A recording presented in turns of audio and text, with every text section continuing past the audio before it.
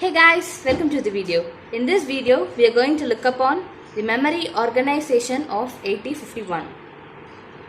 In 8051, we have 128 bytes of internal RAM and 4 kilobytes of internal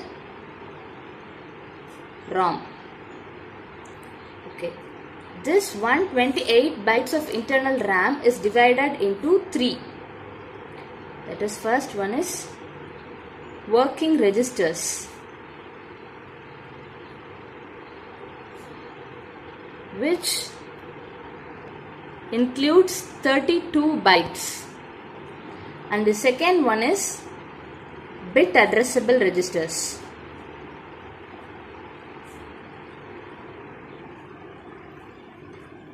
which includes 16 bytes, and the third one is general purpose registers,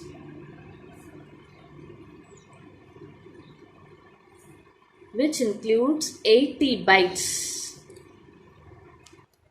Here, the 32 bytes of working register is divided into register banks, 4 register banks.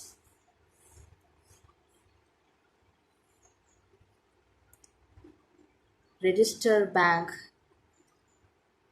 0, register bank 1, register bank 2 and register bank 3, which takes the space from 00 hexadecimal to 1F hexadecimal of internal RAM. Each of these register banks are 8 byte, which contains 8 registers. That is from R0 to R7, R1, R2 and up to R7. Similarly, each of the register banks have 8 registers from R0 to R7. Totally, it contains 32 bytes. Okay, now we have various registers, namely R0 to R7. In each bank, we have these registers. Okay, now how to select these register banks? Register banks can be selected by RS0 and RS1 pins of program status word. The program status word's bit pattern is given by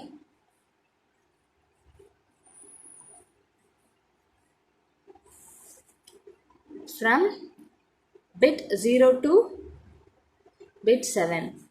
Here will be a parity flag, and this will be don't care, this will be overflow flag, and this is RS0 pin bit 3 and RS1 pin in bit 4, and other flags like carry flag, auxiliary carry flag and FO in the program status word. Now these RS0 and RS1 pins are used to select the register banks.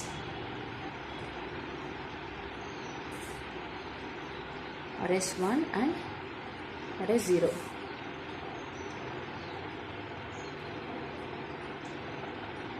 Here, on making this 00, register bank 0 will be selected.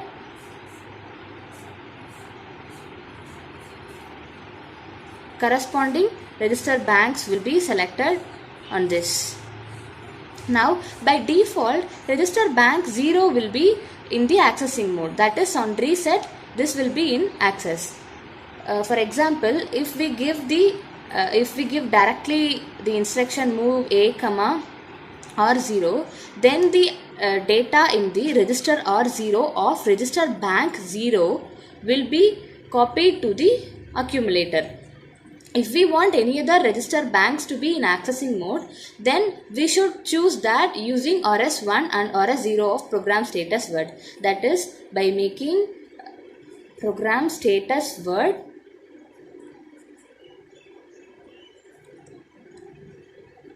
by this we can select the register bank 2, that is register bank 1. Here we have the bit pattern 0 and 1, so register bank 1 will be selected. Thus these are the working registers of 8051. Now here it is the memory organization of internal ROM 8051. In this we have 4 register bank 0, 1, 2 and 3. In each there are 8 registers, each of 1 byte, that is 002, R02, R7, R02, R7. And the next one is bit addressable RAM. That is, these are the bit addressable RAM. It takes the space 202 2F hexadecimal number. These are both byte addressable and bit addressable. On byte addressing, we use the instruction like move A, 20H. On this instruction, the data in the address 20H will be copied to the accumulator. Now, if we want to do bit address in these, we should mention the bit addresses of these registers. Like we can do set B. We can set the 53rd bit, 53H. That is, on this instruction, the bit 53H of this bit addressable register will get set to 1. On the next instruction, clear 53H, this can be again changed to 0. These instructions are called bit level logical instructions. Let us see that in the addressing modes video, in next video. So we can make these registers both bit addressable and byte addressable. And the next one is general purpose RAM. This takes the space of 30H to 7FH. These are the space of the general purpose RAM in 8051. And the next important thing is stack. We can use stack to store data and other addresses of the register banks or internal RAM. These stacks are used to store and retrieve data easily. So stack pointer is an 8-bit register which is used to store the top of the stack, that is top address of the stack. On reset or by default, this stack pointer will have the value of 07H. That is, this value is of the register banks in the internal RAM. So now we have two operations in stack, that are push and pop. On push, we can include a data in the stack. On pop, we can remove or read a data from the stack. On push instruction, the stack pointer will be incremented by 1 and the new data can be stored in this location. Stack pointer will get incremented by 1 on push instruction. On pop instruction, it will be decremented by 1. That is, if stack pointer denotes this location, if we want to remove the data inside this location, then then we can use the pop instruction. Then stack pointer will get decremented by 1 and now this data will be popped out from the stack. Okay, now similarly we have stack pointer on default having the value of 07H. If we want to include a data in this stack, we use the push operation. By making this, the stack starts storing the data in the address location 08H. It will be go on storing the data up. We have the stack space from 08H to 1FH, that is register bank 1, 2 and 3. These are totally 24 bytes.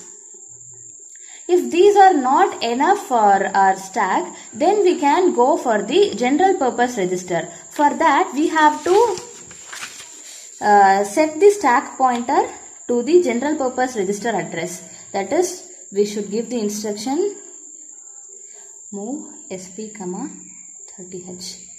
This asterisk mentions that the data given must be directly copied to the destination point. Here destination is stack pointer, so the data 30h will be directly stored on the stack pointer. Now stack pointer will have the value of 30h. On push instruction it will go on increasing and storing the datas. Okay, these are all about stacks. And the advanced version of 8051 will be 8052. In this there will be 256 bytes of internal on-chip RAM. This is divided into 128 bytes of 128 lower bytes and 128 upper bytes of RAM. These are mainly used as special function registers. And the next one is on-chip ROM, internal ROM. Now a ROM is read-only memory. That is, we can read the contents of the memory, but we cannot delete or change the contents of the memory. And these are mainly used to store permanent program, that are completed program. These are stored during the manufacturing process. Now these are all about internal memory organization of 8051. Now we can use 64 kilobytes of external data memory and 64 kilobytes of external program memory to 8051. For this external program memory, we have the pin named external access bar. This is the active low pin. That is, when 0 value is given to this, it will be activated. That is, when it is grounded, this pin will be activated, and the microcontroller understands that the program will be in the external program memory. This 64 kilobytes of external program memory, and when it is given the value of 1, then the microcontroller understands that the program is in the on-chip ROM.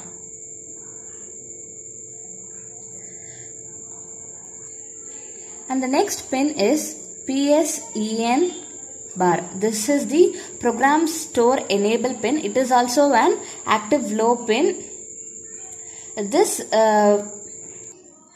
pin is used to activate the enable signal of the external ROM.